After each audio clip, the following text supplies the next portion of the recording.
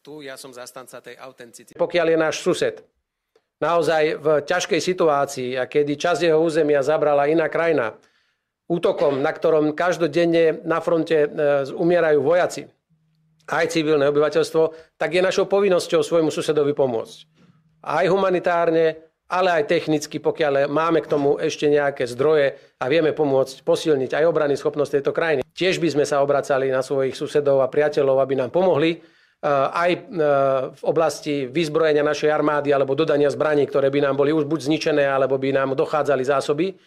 A asi by sme ťažko pozerali na to, ak by nám niekto odkázal: prepáčte Slováci, nič vám nepošleme, kapitulujte, prehrajte, hoď sami sa chcete ešte brániť. Dobrý deň, Kostelníková teatri, pán Pellegrini, čiže vy odmietate, že by ste si vypýtali 150 000 úplatok za to, aby ste... To sa nikdy nestalo. To ani čo sa ma druhýkrát pýtate, som to jasne povedal. To sa nestalo. To je klamstvo. Áno, nech to ešte raz zaznie. Odmietam, je to klamstvo. Je to výmysel. Neviem, čo ich vedie k tomu, aby takéto niečo hovorili. Dobrý deň, Hana Markiza. Tak vy ste hovorili, že neviete, kedy to malo byť. Malo to byť prelom rokov 2013 a 2014 a malo to byť stretnutie v reštaurácii Rio. Vy ste mali niekedy takéto stretnutie s pánom Imrecem? Určite nie.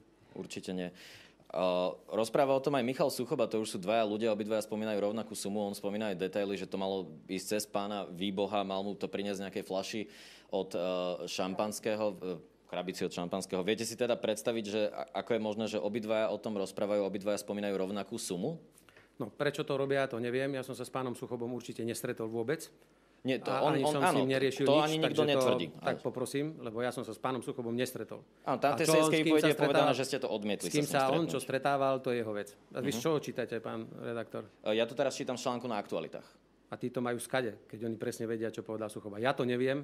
Títo majú zo zdrojov blízkeho vyšetrovaniu a viacero novinárov. No to je úplne úžasné. Tak ja budem odpovedať pred orgánmi činnými v trestnom konaní. Ak vy teda citujete zo spisu, ja tu nebudem vám na tlačovej konferencii z toho nič odpovedať.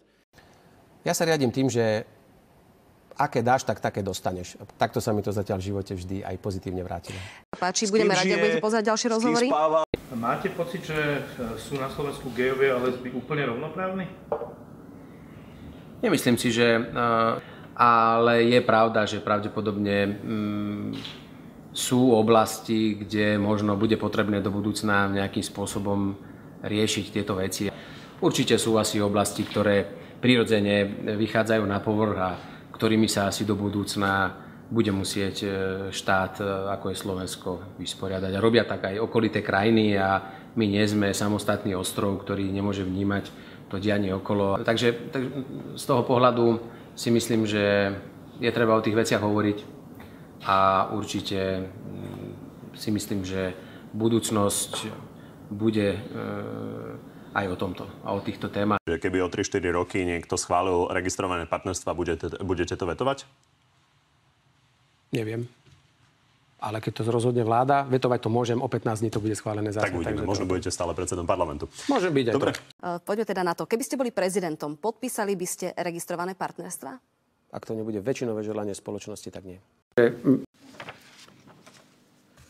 A na záver mi dovolte pre vysvetlenie ešte poznámku na inú tému, keďže parlament sa bude zaoberať aj Istanbulským dohovorom. Vláda zmenila návrh uznesenia Národnej rady len preto, aby bolo umožnené parlamentu hlasovať jednoznačne a právne nespochybniteľne. Vláda preto vypočula rady odborníkov na ústavné právo a zmenila ustanovenie tak, aby poslanci nehlasovali o vyslovení nesúhlasu, ale aby formálne hlasovali o vyslovení súhlasu. Hlas? Jasne.